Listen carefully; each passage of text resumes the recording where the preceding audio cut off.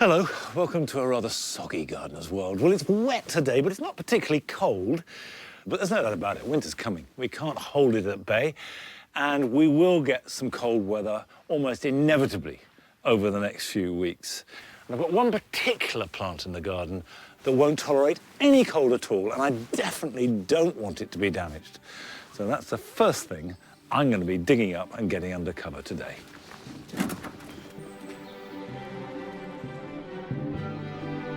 This week, Rachel gives us the early spring instalment of her cut flower diary and sows seed to provide masses of annual and biennial blooms. This has got to be the part I look forward to the most. The sun's out, and at last I can get direct sowing outside with those hardy annuals. And Carol is celebrating the glorious autumnal display of Japanese maples by visiting a grower who is devoted to these dramatic but elegant trees. When some of them get to this size, you know, they're almost becoming part of the family. It's just tremendous plants for me, and I really love them.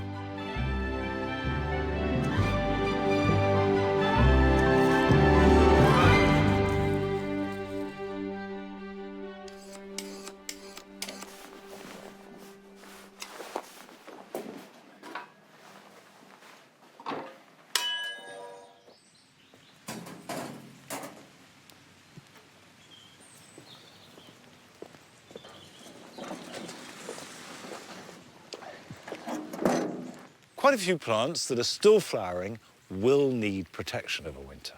For example, we've got the chocolate cosmos, we've got dahlias, cannas. These are all plants that will take some frost, but can be killed if it gets too cold, and they will all need protecting and bringing in.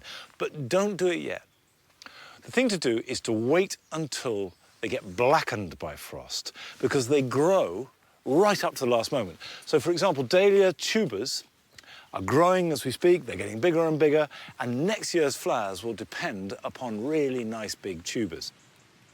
However, one or two plants are genuinely tender, and I've got a banana here in the jewel garden that won't take any frost at all. So I'm going to lift it today just in case there's a cold snap and I might lose it.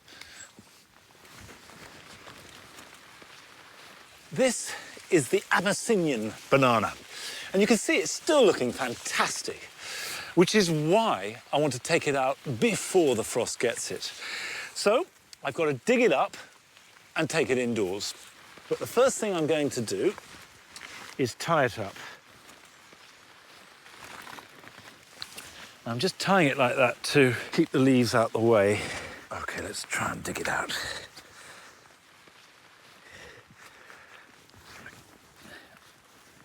It didn't come in a very big pot, so I wouldn't expect the roots to have grown too big. I'm rather hoping they haven't, at any rate.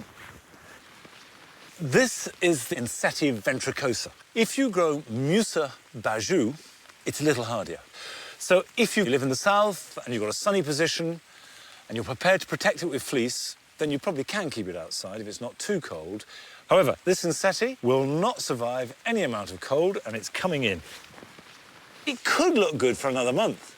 If we had no frost, it would be fine. But it just won't tolerate it, and it would be very sad to lose a plant of this size. There we go.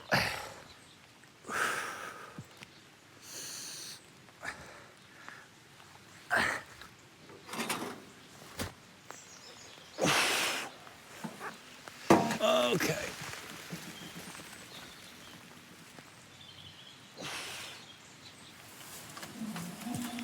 This is mucky, quite dirty work, but Rachel has been using more finesse. She's making a cut flower garden, and all this year she's been keeping a diary of it. And we joined her when last spring she began direct sowing seeds.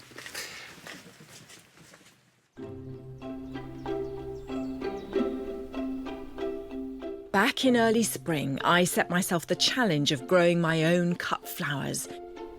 I decided to record a diary of the different stages of my experiment to monitor how I got on.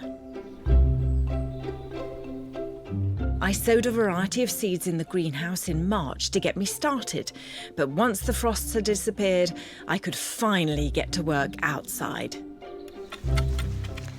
This has got to be the part I look forward to the most. The soil's warmed up, sun's out, and at last I can get direct sowing outside with those hardy annuals. And I'm aiming here for a really nice fine tilth, this nice crumbly texture on the surface of the soil. Because I'm in a productive part of the garden, in the kitchen garden, I'm going to grow these like a crop. I'm going to be sowing nigella into here, and they only need to go a few millimetres under the surface. Just take a pinch of seed and I just drizzle it in, but really being as sparing as I can. I knew if I planted nigella in spring, I'd have cutting material throughout the summer because even when the delicate flowers are over, the seed pods can still be used in arrangements. It's important to water them as soon as you've got them sown, really, so they germinate quickly. Now, because most of these beds are going to be filled with single varieties, I thought I'd have a bit of an experiment. And in this one, I'm going to sow these fantastic mixes. Some of them are actually specifically cut flower mixes, and others are colour-coded. These are all blues. You can see here there's a mixture. We've got salvia, we've got delphinium, we've got convolvulus, we've got more nigella here, centuria. And these, instead of doing them in drills, I can just broadcast. And I'm aiming to cover this evenly, but thinly. There we are. The reason I embarked on this experiment was to give me a constant supply of flowers throughout the year that I can cut and enjoy in my home. One place which is open to the public and is home to a fantastic cutting garden is Parham House in West Sussex. When the owners bought the estate in 1922, the lady of the house wanted fresh flowers in every room. So it's really been the responsibility of the head gardener since the 20s to provide cut flowers for the house.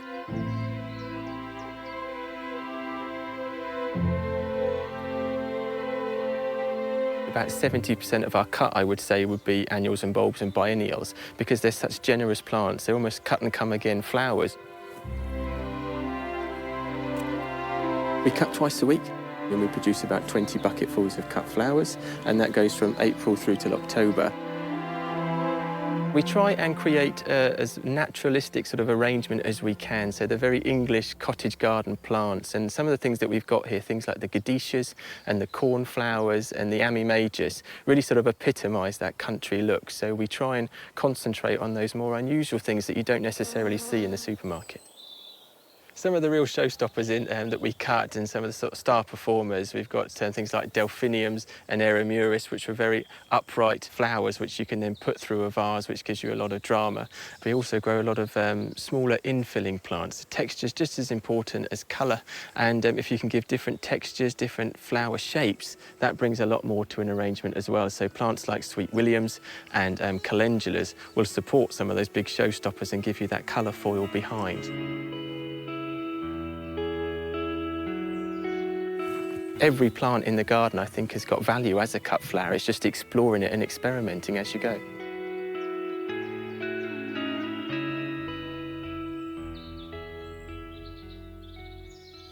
Well, there's no doubt at all that the display at Parham is absolutely stunning and a real inspiration for me. I mean, that's the sort of thing I'm aspiring to. And I have to say, I'm also really impressed by the way that they've used plants in the cutting garden that perhaps I think of more as border plants. And one of them really struck me is the Verbena bonariensis, which are just those fabulous sort of clouds of soft mauve flowers on those wiry stems. And I think they could be really useful for me. And I've slightly missed the boat in terms of sowing seed. I'm a little bit too late, but I've managed to get ahead of myself a bit by getting some plug plants. And they're simple as pie to just plant up like that. Feels a bit like cheating.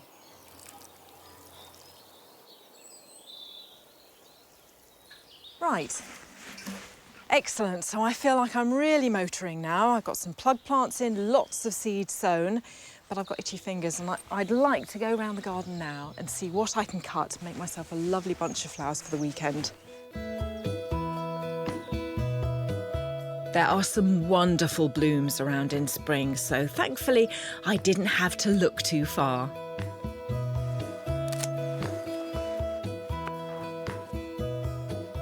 Only taken 5 minutes, but there we are. Spring in a vase. Roll on summer.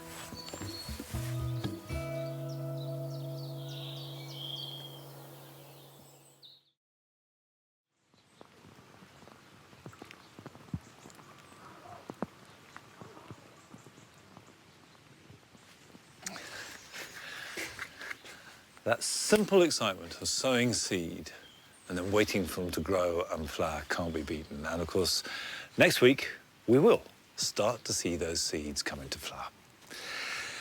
No flowering for this banana, I'm afraid. That's it for this winter. I could pot this up, put it in a greenhouse, porch or a conservatory, as long as it was above freezing, and enjoy it growing in a container all winter. But it would have to be enormously big, much bigger than the greenhouses I've got here. So you need a lot of space. But if you've got a small insetti, that's a completely viable option. Grow it on indoors, harden it off next April and May, and plant it out when you're sure every chance of frost has gone. But something as big as this, really very, very few private houses will have room for it. So the important thing is to realise what matters in terms of preserving it and what doesn't. The roots matter more than anything else. They must be looked after. And the stem, which goes right up to here, that matters. And that's going to get bigger and bigger every year, so we want to look after that. But the foliage is all freshly grown this year. I know it's the thing that matters most in the border, but in terms of the plant, it's the most disposable part of the plant. So I can cut these off without in any way either damaging the plant itself or reducing next year's display.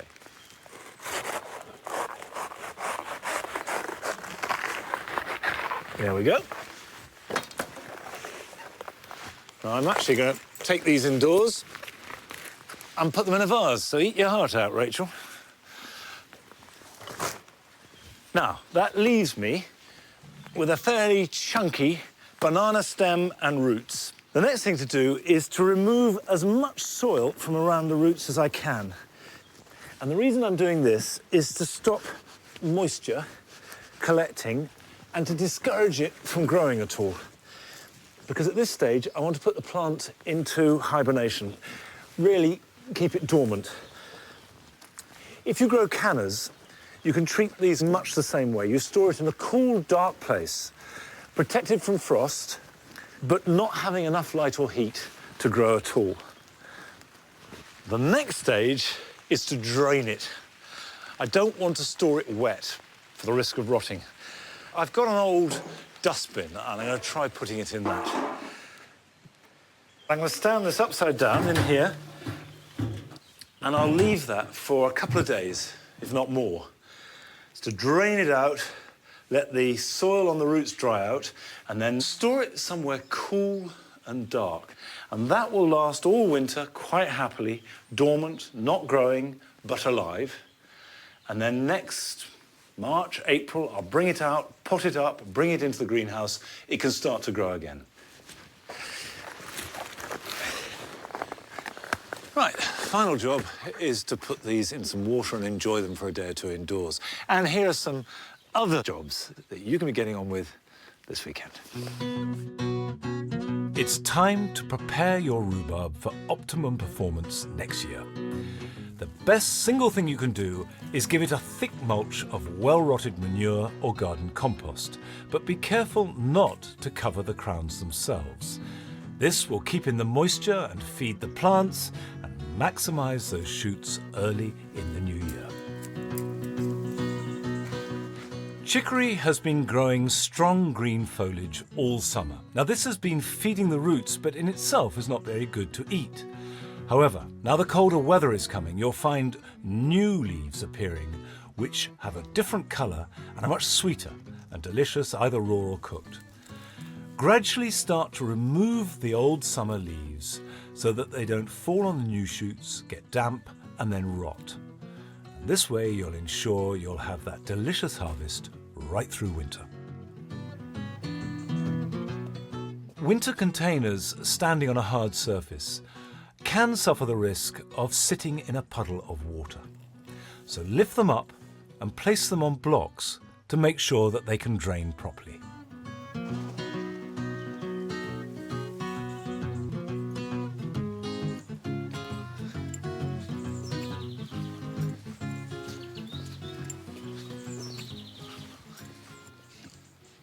I've grown a whole bed of celery this year. And celery is essentially a swamp plant. It likes lots and lots of water. And it likes good drainage too, though, so the raised bed has been good for it. But the very dry September we had wasn't so good. So if you are growing celery next year in a raised bed, do remember to water it. But now's its season. Not too bad, wouldn't win any prizes. And it's one of those crops that you never really eat all of it. But it doesn't seem right if you don't have any of it. You always grow a bit too much. And its cousin, celeriac, is a plant we never have enough of. I love celeriac. The leaves look the same, they smell the same, but the root, and it's actually not really the root, it's a fleshy basal plate, is what you cook. Again, it likes lots and lots of moisture, and a good thing to do at this time of year is just pull off any leaves that are growing to the horizontal. Just go around the plants, pulling the leaves off, cleaning up around them. And then scoop the soil away from around the plate, and that will stop any roots growing out and let that plate get bigger, because that's what you want. And it will go on growing for another month or so. And that isn't terribly frost hardy. It's good for down to about -5. So a couple of plants that probably aren't grown enough, but there's that distinctive flavour that I wouldn't be without.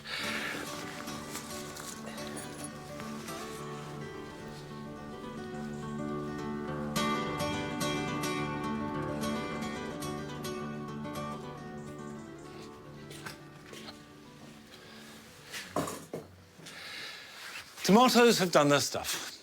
We've got a freezer filled with tomatoes roasted, tomato sauce made, and we'll be eating those right through the winter. But now we've got an empty greenhouse, and I hate to see this space wasted, because there are a range of crops, particularly salad crops, which grow very well in the greenhouse, but also will give you fresh leaves right the way through until you plant the first tomatoes. Now, the ground is obviously pretty exhausted. That has been feeding the tomatoes and giving them nutrition. So what I do like to do is add a layer of compost. Doesn't have to be a lot, just about an inch or so, and that will do all that you need to give that little bit of extra nutrition to any kind of leafy plant. What I want from these beds, above all else, are fresh leaves, salads. And you need to choose your salads for this winter growing period carefully. You can't just put in cos lettuce, the sort of things that we would normally grow in May, June, July in our gardens. Whereas some lettuce, and particularly some of the Japanese leaf plants, are much better suited to growing with very low light levels and colder temperatures. It's too late to sow seeds. Even if they germinate, the light levels are getting too low for them to grow. You need to buy young plants, and you can do this. You can buy plants in plugs, and you can either get them through the post, you can get them from garden centres, you can get them off the internet. They are readily available. And for example, this is mitsuna. Mitsuna is a Japanese leaf, slightly peppery, cross between mustard and rocket, really. And what I like about it is it makes a big plant, lots of foliage, and you can cut it down to the ground and you get fresh growth. You can eat it raw and you can cook with it. So plenty of opportunity for using it. So we put these in and just go through the compost down in there, and there it goes. So the sort of spacing I'm looking at is about like that. And these plants will grow to fill that gap. This bed will have no bare soil at all. The whole thing will be covered. As well as green mitsuna, I've got some purple mitsuna, which will look great, tastes much the same. Similar in look, but much more mustardy, is mustard. This will add a real bit of edge. And one of the things that you'll find if you're trying to grow lettuce varieties, they get a little bit insipid, particularly around about January, February time when they haven't had much growth. So something with heat, with bitterness, with spice is really welcome because it's good, strong taste. Endive is really good. It's a form of chicory. You get this rosette of leaves. It adds a slight bitter touch to a salad. Cut and come again. You can probably get 2 or 3 cuttings from it. Now I'm going to fill this up. And my goal is to have enough salad plants in this greenhouse to be able to come and collect leaves for a fresh salad every day of the year. Now that's planning ahead. But Carol has been looking at a plant which probably more than any other revels in the glory of the season.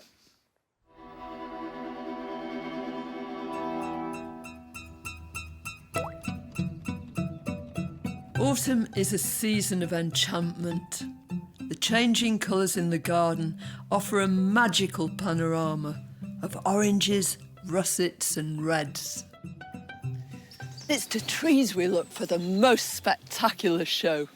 But surely none of them can hold a torch to the fiery display created by Japanese maples.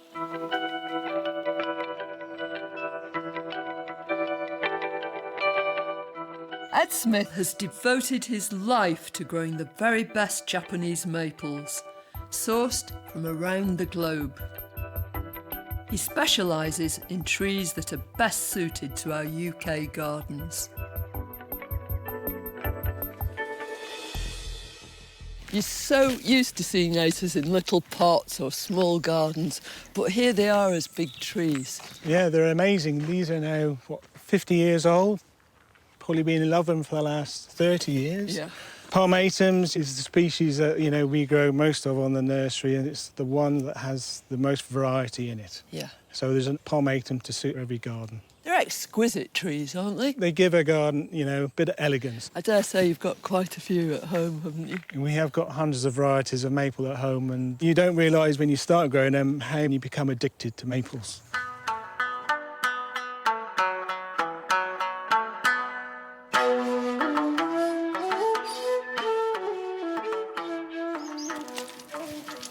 These are probably the kind of acres we're more used to thinking of for our gardens, aren't they? That's right. Lots of people complain about their acres frazzling and leaf scorch on them. But is it sun that does that? This red one here, Crimson Queen, Yeah. and this green one here, Dissecting Verde, are doing very well in full sun.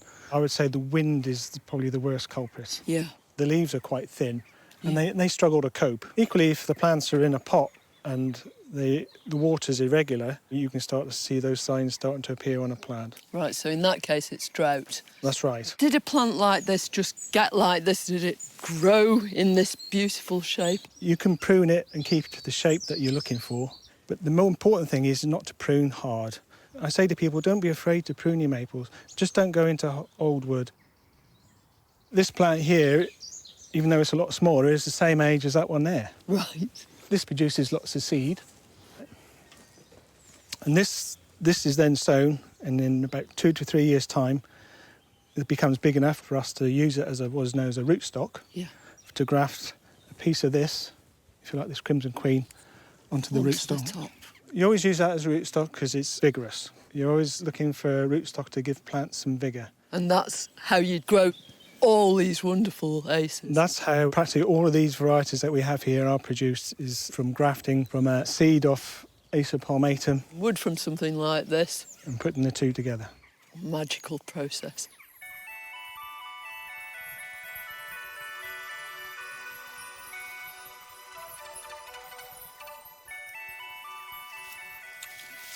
So this is your outdoor laboratory.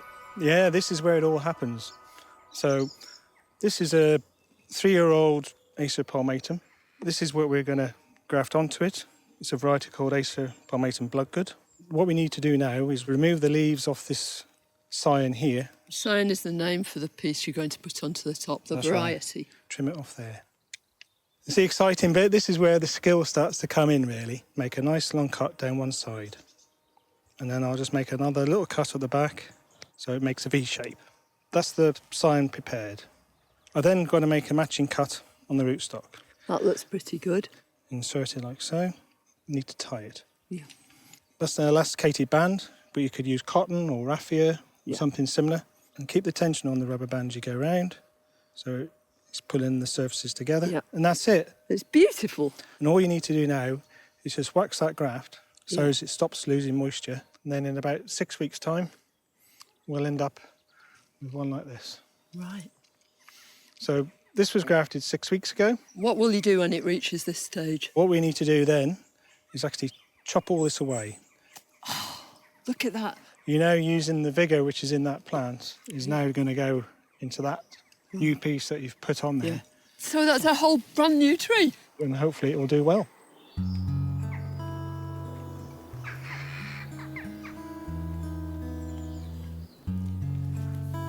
There are so many beautiful trees you've got, so many different varieties. This one here has been a popular one.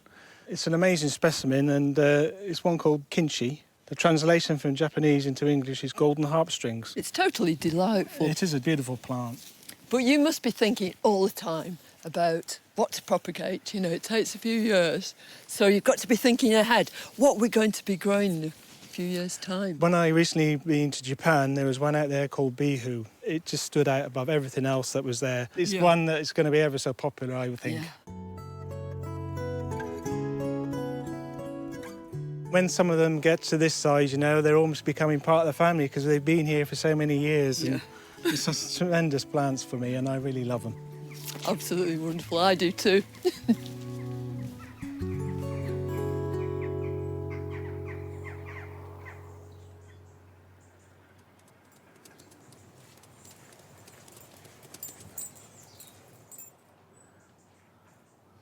I do love the Japanese maples and have tried to grow them here at Longmeadow, but come a bit unstuck with the wind. They really have suffered from the sharp winds we get here, and I gave it up.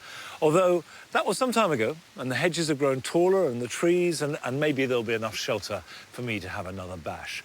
But from the outset of this garden, I have grown our one native maple, Acer campestre, the field maple.